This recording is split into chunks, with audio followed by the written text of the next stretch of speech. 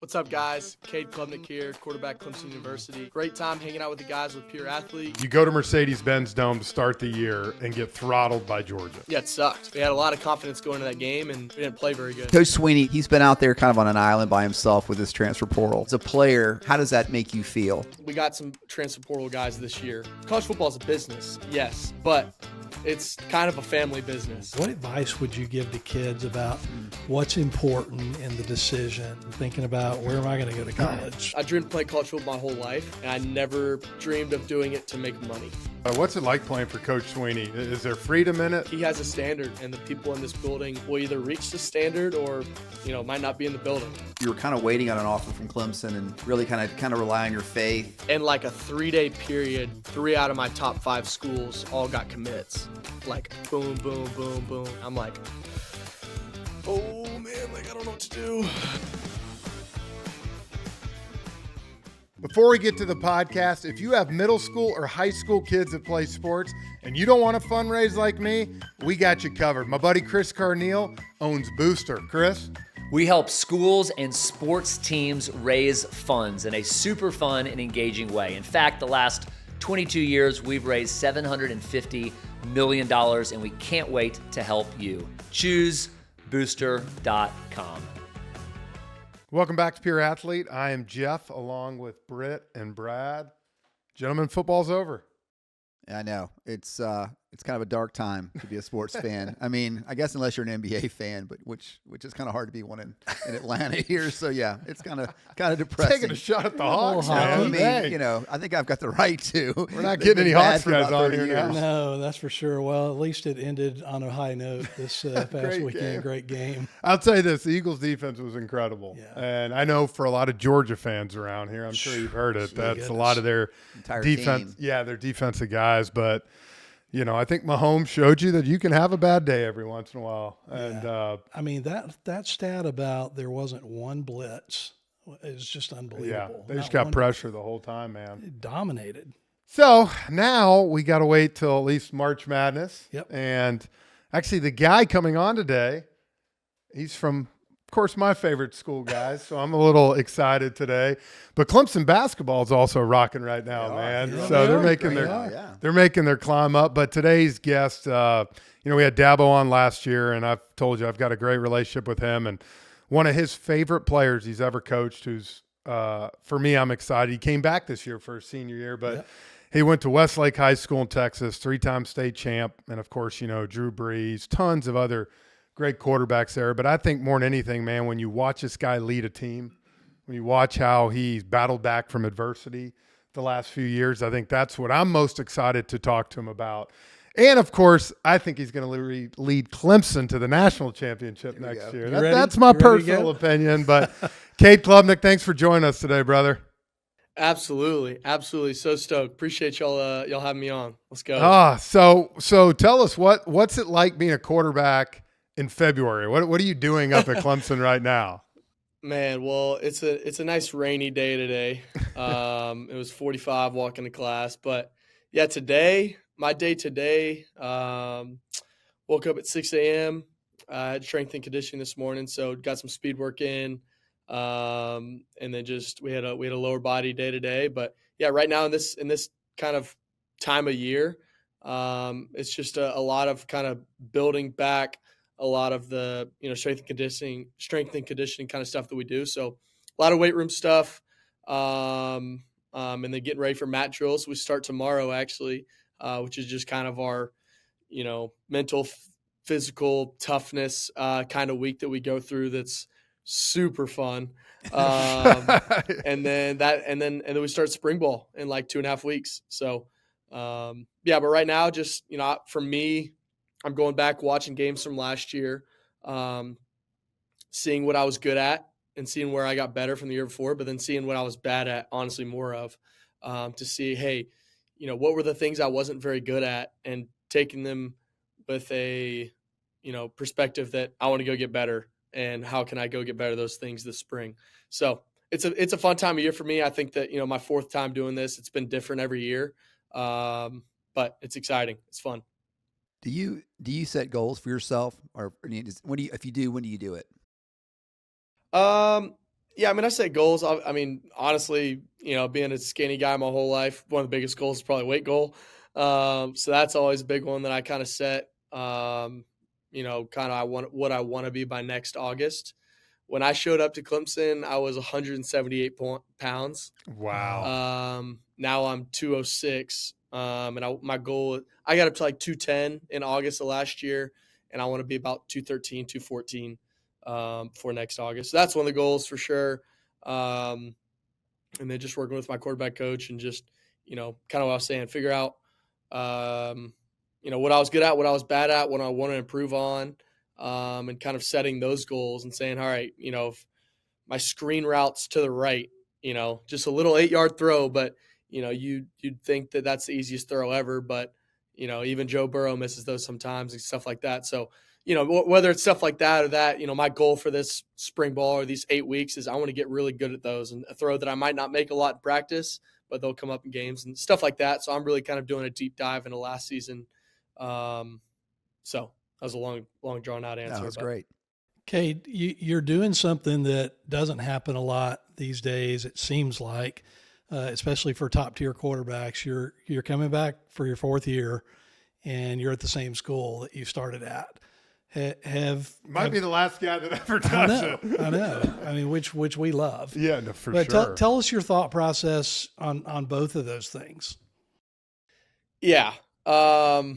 I think that anybody who knows me, I feel like, first of all, I'm a pretty loyal person. If you're on my side, I'm on your side till the end. And for me, I got the starting job, my freshman year in the ACC championship game. And then obviously I was going to come back after that. So I'm just kind of, I guess in my answer, I'm just kind of taking 1 year at a time when I would have left. I'm coming back. I'm the returning starter. We've got, I'm a returning starter. Why would I leave? I'm a returning starter coming back. Got a great offense coordinator coming in. A lot of guys back. So yeah, obviously I'm going to come back. Go my sophomore year. I'm horrible. I'm not very good. I just wasn't very good. I was kind of immature, and not in a sense of, the way I was living my life, but my work ethic was really good, but I needed another year to develop. I needed to get better. And I've played a lot of football, but I needed to take a lot of steps, and I needed to go get better. And that was a very tough year. It was a lot of adversity that I went through. Now you got up at 6 a.m., man. You Yeah, even my beat me fault. up with 4 kids. So take your time. Yeah, that's right. But that was a tough year. That was a really tough year. And, we're sitting there 4-4 at one point. And I've got like 10 touchdowns. And from that point on, we ended up winning 5 straight and beat Notre Dame and North Carolina and then Kentucky in the bowl game. Had a heck of a finish.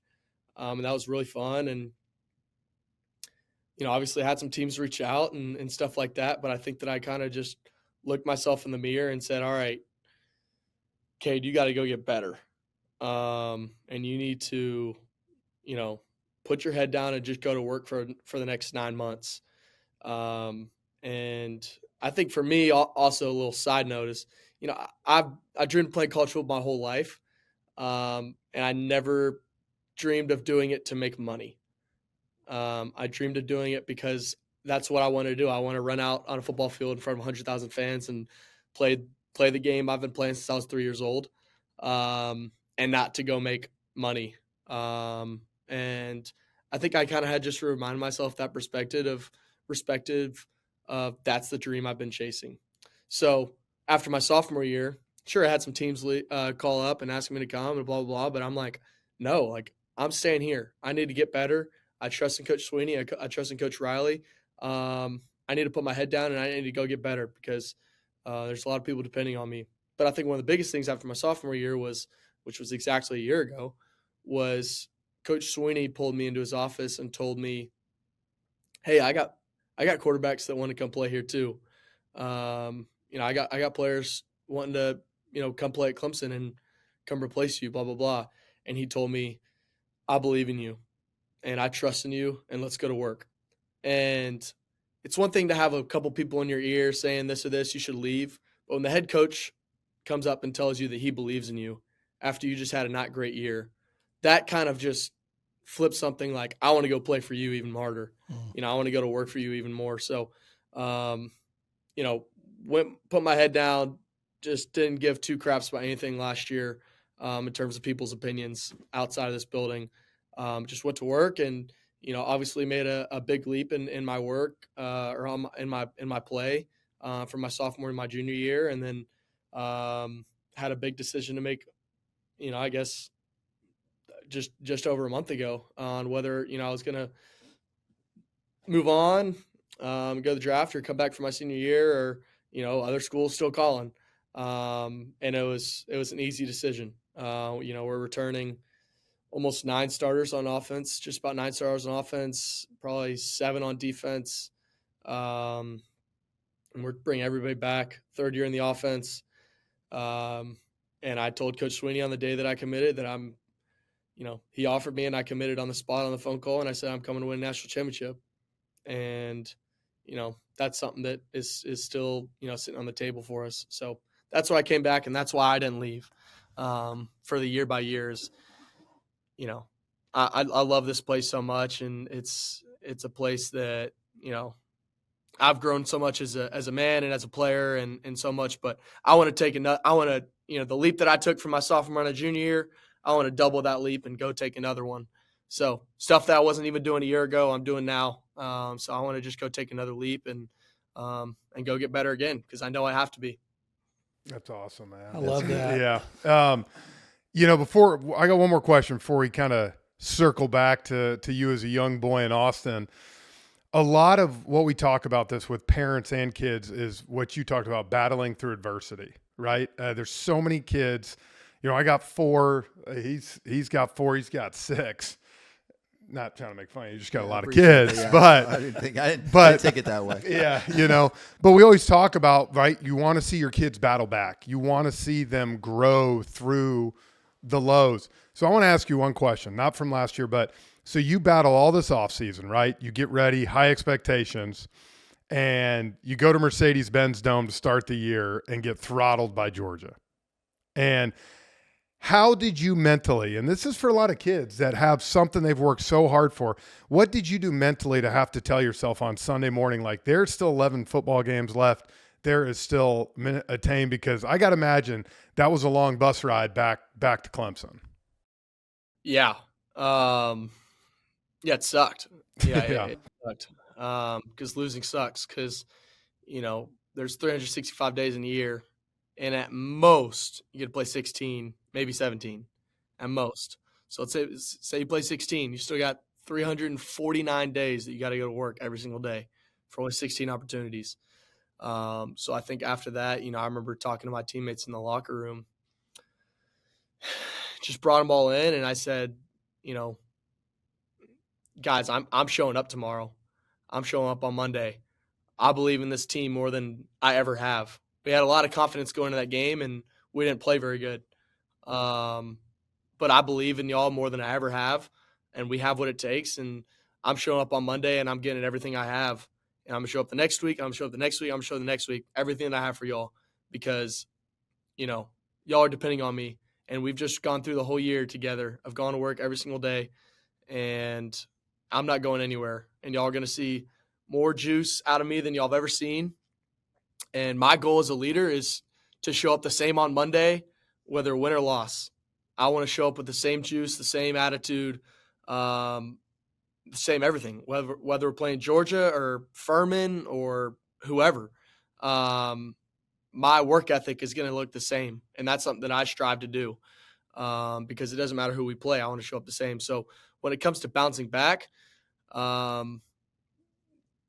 have to. I mean, you just have to because you're chasing the next one, and that's just something I've always had. Is I love to win and I hate to lose. So I want to go crush every team that we can, and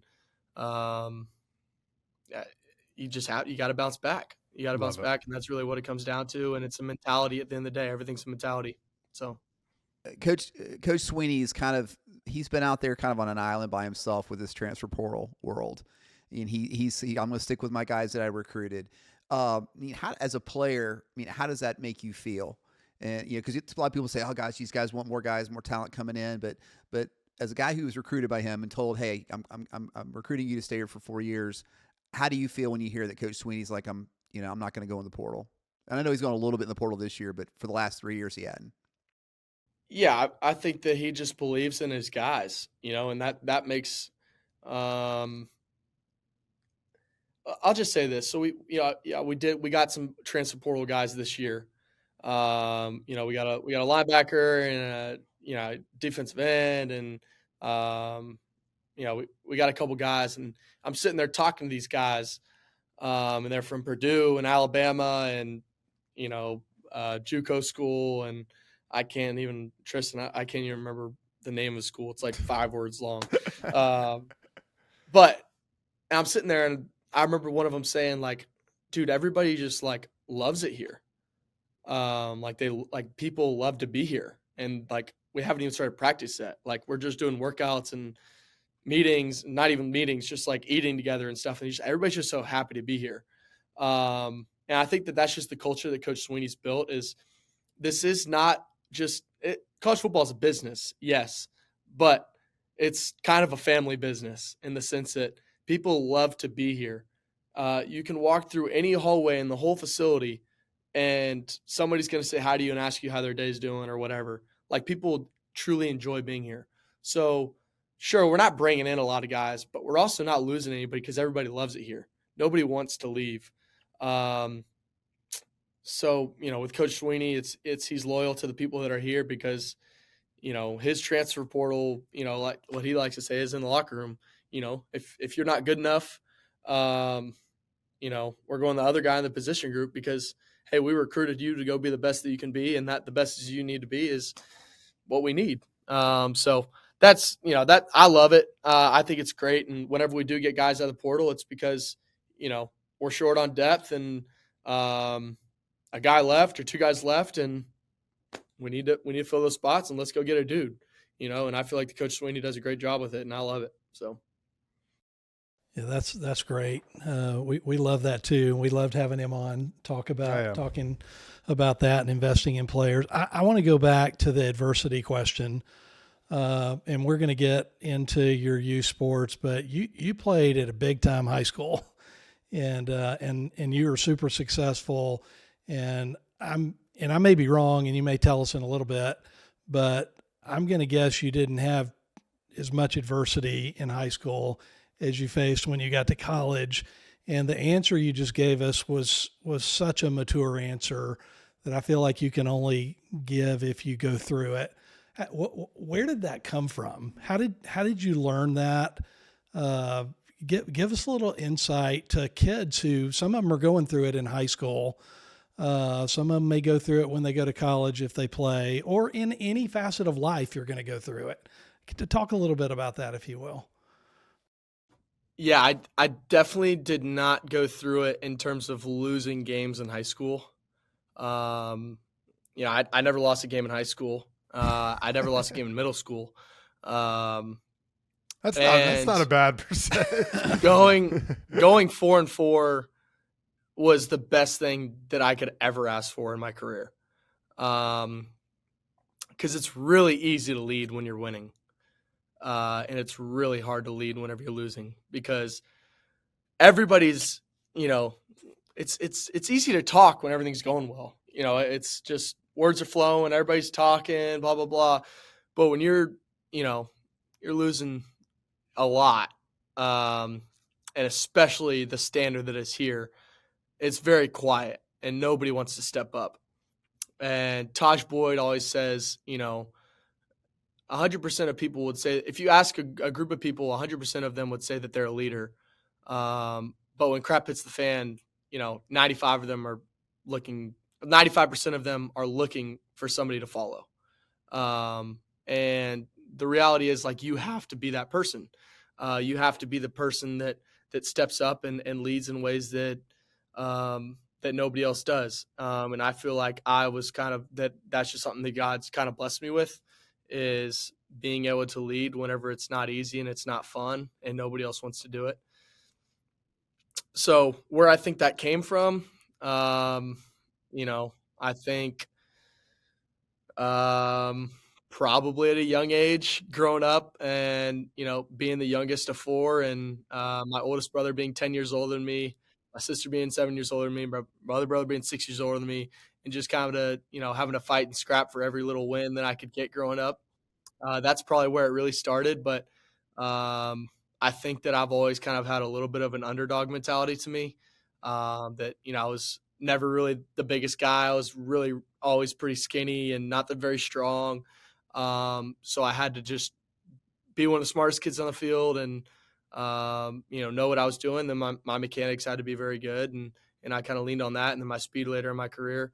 But facing adversity, I think that I've just – at the end of the day, it's just who wants it more. And I think that when I wake up on a Tuesday morning in February, I think that I'm going to want it more than you. I think that that's just kind of what it is because, it's not like we're going to play a game in a couple weeks. We're playing in 8 months.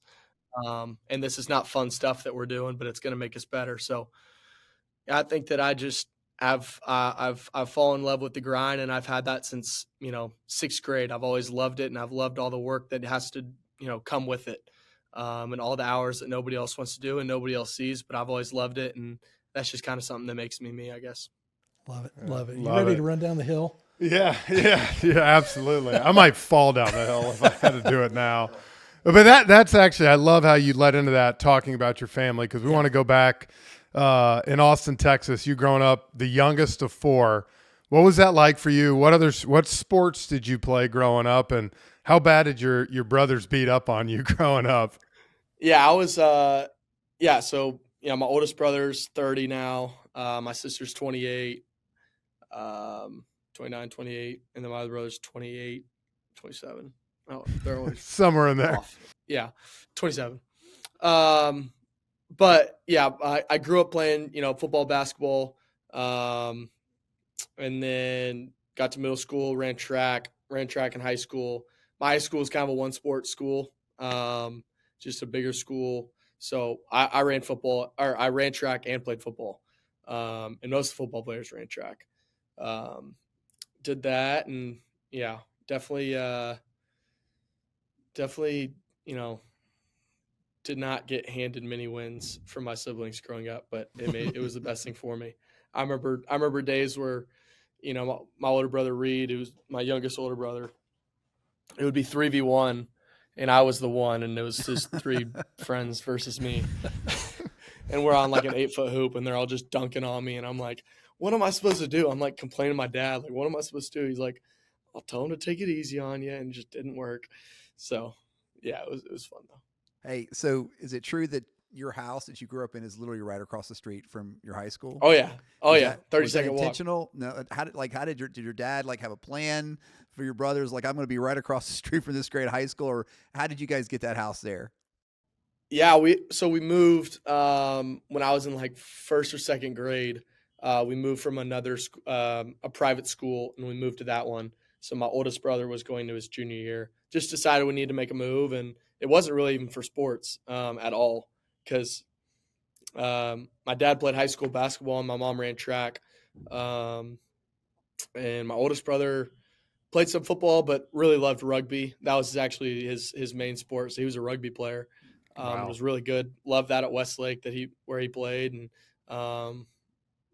but I think it was just, Westlake's had a great education and is really known for that, and just a great school district and stuff. So end up moving there. I guess we just moved right across the street. And then, my other brother's a pretty good athlete, but he just blew up at Westlake. He switched to receiver and killed it and got a bunch of offers and went on to play in college and did great. So, yeah. What was the dynamic of your mom and dad as far as with you? Was one more kind of the pushy type, especially when it came to sports? Was one easier on you? What was that like? I wouldn't say either one of them were really pushy, honestly. I think that they in my dad's terms, he would always tell me from probably freshman year to whatever, probably till now, he would say, Cade, I don't care if you go quit football or today, I would still love you the same, and they just wanted me to go do what I loved and go do it well. And I never felt like they were pushing me in an unhealthy way in any way. So I think that they wanted to push all of us to just give if we found something we loved, go get everything you have, I guess. That's kind of what I feel like growing up. But I never felt like, they did everything that they could to get me to the position that I'm at, whether it was taking me to camps or the QB coach or, all the FBU camps, all you know what that is, like all the stuff growing up, because they wanted me to give me the best opportunity to go play college football. And they knew that that's what I wanted to do from a very, very young age. But I think that, in 8th grade or freshman year or something, if I would have told them, hey, I don't really like football anymore, I don't really want to play, I don't think that they would have been like, no, you need to keep playing football. This is what you have to do. We're going to practice today, blah, blah, blah. I think that they would have been like, are you sure? Like you're pretty good at it. Let's just, give it another year or whatever. I didn't feel like I had the parents that were, helicopter parents breathing down my neck. You know what I mean? I felt like I had they were just perfect. They were just great. And I wouldn't have wanted anything else. They're awesome. And they, I'll also say this, that they haven't missed a game like ever. I can't count on one hand how many games they've missed in my life. That's cool. I really can't. That's great. So it's been really cool. Even in college, they've been every single one of them. I'm sure it's been a fun ride for them. Yep. Cade, were you always a quarterback? And oh yeah. Oh yeah. Since my first flag football game, and I was like 3 or 4 years old, I've never stopped playing.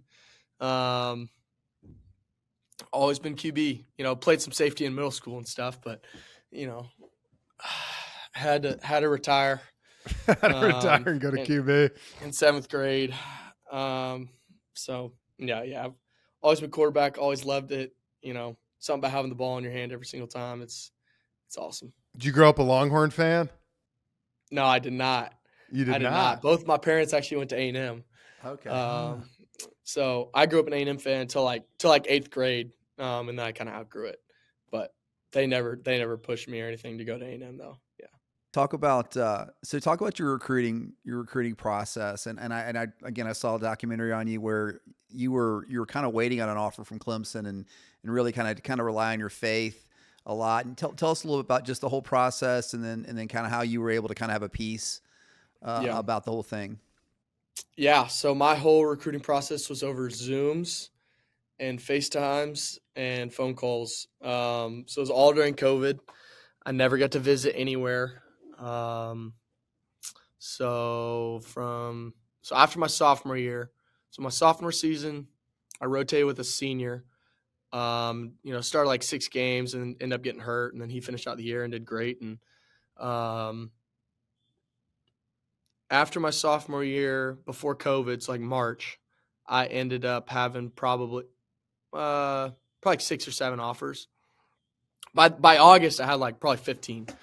So March hits, COVID happens. From that point forward until whenever COVID really started slowing down, until I'm committed, all of my recruiting process over Zoom, FaceTimes, everything. So I remember I had like a schedule, like a literal calendar just for FaceTimes and Zooms. It would be like 4 or 5 a day for like 2 months straight at one point. It was a lot. And I really wanted to go to Clemson. But Coach Swinney's rule was, hey, we don't offer guys unless they come see us and they come and they come to a camp or whatever. And I couldn't do that. I just couldn't because of COVID. So he's like, yeah, we're just, that's just something we do. We've always done. And I'm like, okay, I respected it. So I started talking to, Coach Streeter and Coach Elliott probably like that summer around July, and played my junior year, won the state championship. By that point, I think I had like almost 30 offers by March of my junior year. And I still didn't have an offer from Clemson. And I kind of am starting to narrow down some schools and stuff, end up getting to like my top 5. And like that week is kind of when everybody started committing and stuff, like late February, early March and stuff. And in like a 3-day period, 3 out of my top 5 schools all got commits, like boom, boom, boom, boom, like back to back to back. And I'm like, oh man, like I don't know what to do. Back to the drawing board. And like the other 2, like I didn't really want to go to. I just didn't love them. I liked them, but I didn't really love them. And I hopped on a Zoom call with Coach Streeter and Coach Elliott with my parents. And, you know, I've been talking to Coach Streeter and Coach Elliott for, 7-8 months now. 8 months. And I found out Coach Streeter's free on Monday nights at 7. And I called him every single Monday night at 7 p.m. because I knew I wanted to go there. But it was such, like, in the moment, like a year before that, my mom had asked me if you could go play anywhere in the country, where would it be? And I said, oh, Clemson, like go play for Coach Swinney. But like, that's way, like they're on another level. Like, they just came off two national championships. Like I'm not there. Like I'm not as good as them. And I'm getting contact. I'm calling him every Monday at 7 p.m. because I knew that he's free and I want to build that relationship. I fill up peace of them because I'm kind of bouncing around. Sorry. I feel at peace with them in our conversations because I felt like when I talked to them, it was different than everybody else. Everybody else just got on the phone for 2 or 3 minutes, said what's up, and hung up. Or handed the phone to the head coach, hung up, whatever. I felt like when I talked to them and our staff here, it felt like very personal in a sense of, hey, how's your sister doing? Or, just on a real level, how's life been? And we just sit there, and I remember conversations with both those guys that I'd have for 20, 30, 45 minutes, just literally just talking life, and talking about our faith and talking about, good, bad times in life and sharing testimonies, whatever it was. And this is before they even offered me. And I'm like, they're winning national championships and they're doing all this. Yeah. They're great people. Like, I want to go play for that. That's what I want to go play for. So I hop on this FaceTime or the Zoom call, and I'm like, let me freaking come play for y'all. Like, I want to come here. And they're like, and this whole time, the period for visits is just keep getting moved back because, how COVID was. Everybody just kept getting moved back and everything. And eventually, I got to him. Just kidding. No, yeah. You ran him down. Ended up offering me, and it was really cool. Coach Swinney FaceTimed me. I was home alone. I was literally home alone, and Coach Swinney offered me on this, and I committed on the spot. And I think that kind of the story that you brought up, and I accidentally skipped over, but during that week of my top 5 schools, like 3 or 4 out of them end up getting commits. And I'm up at like 2 a.m. one night and I just can't sleep because first time in my life I'm anxious and I'm like scared because I don't know what to do. I've never dealt with like anxiety before because I'm having to make a decision to spend the next 4 to 5 years and I don't even want to go to these places and I'm like feel like I'm forced to. And I'm up at like 2 a.m. I can't sleep and I'm just like honestly anxious. And I end up calling one of my older mentors and I'm just like, dude, I don't know what to do. Like I'm scared, I'm nervous. And just we talked for like 20, 30 minutes and the first thing he said was go get a piece of paper and pull it out and just talking about God's plan and how he's in full control. Go get a piece of paper, pull it out, and right at the top, God, write my story, I'm all in. And leave the whole page blank and sign your name at the bottom. And pretty much what it was just symbolizing is, like, God, you're in full control. Like, the rest of the story, it's all yours. I'm handing it all to you. I'm signing it off, and it's all yours. And I remember him saying, dude, like, what if you're going – like, you're thinking from one point of view, but what if you're going to this one school and the only reason that God's putting you there is you could spend 1 year with one roommate and talk to him about Jesus. And that's the reason that you're going there. And it's just been really, really cool. Oh, from that point, I woke up and I had just full peace about wherever God needed me to be, because I knew that wherever I ended up, that's where God wanted me to be, and that's where He has me. And a week later, Clemson offered me, and and now I'm here, and let's go. Still right, and you're still writing your story, man. Awesome. And he's still writing the story, and it's been cool to be able to meet people along the way that I wouldn't have met or gotten to talk to about Jesus if I didn't come here, So it's been really cool. I got to ask you, just since you were talking about it, what's it like playing for Coach Swinney? Is there freedom in it, like you talked about, being able to express your faith and kind of be who God wants you to be? Absolutely. Yeah. I mean, I feel like every time he gets up in front of the team, he's going to give at least a 10-minute sermon at one point. So he's awesome. He's awesome. He's, he has a standard, and the people in this building will either reach the standard or, might not be in the building. And that's so that, the success that's come is because of that. And that's not to scare you or anything. It's just the way things have to be. And he loves the people here, and he's loyal to them. And if you are loyal to him, he's going to be loyal to you. And, there's a reason so many staff come back or so many old players come back and want to coach for him. And guys don't want to leave here, and just people love him, and he loves his players, but he's also going to push you to be the best. And he's going to tell you the truth whenever you don't want to sometimes hear the truth. That's because he loves you. And I think that other coaches might not tell you the truth whenever you should hear the truth, because you might just be another player to him.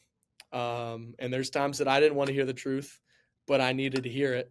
And that's just how it is. But it's awesome. He's one of my favorite coaches I've ever had, and it's so fun. It's a dream come true for sure. That's cool. Cade, one more question on the whole recruiting piece, and I just want, again, we've got a lot of young people who are going to listen to this that are in the throes of it and thinking about, where am I going to go to college? Yeah. What, being a senior now, as you look back, what advice would you give to kids about what's important in the decision beyond, today we talk about money and all that. So let's exclude money for that. Everything else, what are the things that they really should think hard about? That's a great question. I've actually thought about that too, in just the sense of, okay, what advice did people give me when I was going through it? I remember one piece of advice was somebody said, choose the university, don't choose the coach. If the coach leaves, are you going to be happy there? Stuff like that. And I don't necessarily agree with that, because I think that the coach makes the program. And I think the number one thing that you should look for, in my opinion, is a coach that has what's the word? I guess that he's going to be there the 4 years that you're going to be there. He's locked down his job in a sense. It's not like he just got there, and when you want to go play for a coach, you want to know that he's going to be there in 2 years, in a sense. And I don't think that's something that's talked about enough. Is, I've had teammates where they've had 3 coaches in their 4 years they were there. Like, it's crazy. Like, that's not a program. Coach Swinney's built a program here that you develop and you learn in, and you grow as a man. So I would say that find a coach that is going to be there. Find a coach that shares the values that you share and is going to make you a better man whenever you leave, and that cares about you as a person. And don't be afraid to ask real questions. Like, how are you going to do that? Like, how are you going to grow me? And I think that that's sometimes a parent's job is, how is my son or whatever going to grow as a person in 4 years? But I would definitely do that. Go to a team that's going to probably win. Because winning that always helps. Go to a team that's going to win. I mean, you want to go win football games. not to throw a guy under the bus, but we just had a guy come in, defensive end that came in, and I've grown really close with, and he loves it here. But the team he came from was 1-11 last year. Yeah, we know who you're talking about now. You don't have to say the name Purdue. That's just tough. It's hard. It's tough. I mean, talk about showing up on Monday after losing 7 in a row or whatever. So you want to go to a place that's going to win ball games, but I think more than anything, it's tough to get a grasp on is talk to the people that won't be your coaches also. Because you don't actually spend the most amount of time with your coaches. You spend a lot of time with, nutrition staff or operations or, assistant coaches and GAs and, a lot of the support staff. I would talk to those people a lot during the recruiting process, in my opinion, because sure, you spend a ton of time with your coaches, especially during the season. But in the summer and the spring, not a ton. Talk to the strength staff. I spend more hours with my strength coach than anybody else in the facility. I'm with them 2 hours every single day. So talk to them because they're gonna give you a reel and see if they really love it here. Because for me, I love everybody in this building. Like I don't think there's many quarterbacks in the country that could walk around and say, "Oh, I don't like this." And I truly could sit down and have lunch with anybody here. And there's, 250 people in this building. I could sit down and have lunch and I would love it. And that's just the program that Coach Swinney's built. So I would say that. I mean, if you're going to go anywhere, you might as well go to Clemson. Love it. Here's a pitch. People love it. Love it. So that's really it. That's what I got for you. I love that. So I told you he's a smart guy. No. I'm kind of struck by, I don't know if you remember, but we wanted to have Cade a year and a half ago or so. And I'm glad it didn't work out because you've been through a lot, you've grown a lot. And just the maturity and the things that you shared with our audience here, I just think you can only get through going through the fire. And, so I would say, you've gained a couple more fans today sitting in this room, and I know among our audience as well, we're going to be rooting for you this year, big time. I'll tell you what, man, listening to you, I'm sure the three of us, but you have great perspective for your age and what you've done and what you've been through. And as a Clemson fan, obviously I'm excited that you're leading our team, but I know a lot of parents and kids are going to get a lot out of this. And I thank you for joining us today. And I'll be up there with my 2 youngest at the real Death Valley when the Bayou Bengals come at the end of August. let's go. Yeah. Let's go. Sorry, guys. I don't know who Georgia Tech's opening up with, but I got a couple Techers next to me. He'll be down here in Atlanta. He will be this year. Early in the season. Yep. Yeah, it'll be a fun game. I hear Tech, and I think Texas Tech, so I got to get used to Georgia. Yeah, that's Tech, right. The other. That's right. We'll be there this year. Yeah. Thanks for being a great role model. Really, we really appreciate that. That this Pure Athlete is kind of about, really trying to find athletes that kids can look up to, and you're definitely one of those. So thanks for doing that. And I agree with what you said is it's you learn a lot whenever you got to go through the fire. Yep. And you also grow a lot in the people around you. That was one of the coolest things for me was going through tough times with people. Is I feel like I grew really, really close with my teammates because we had to go through those fires together. And we got to walk out the other side together, and it was really cool. So serves you well for all of life, man. Yep, Yep, absolutely. that's right. Well, thank you for joining us, man, and best of luck this year. Absolutely. Appreciate you guys.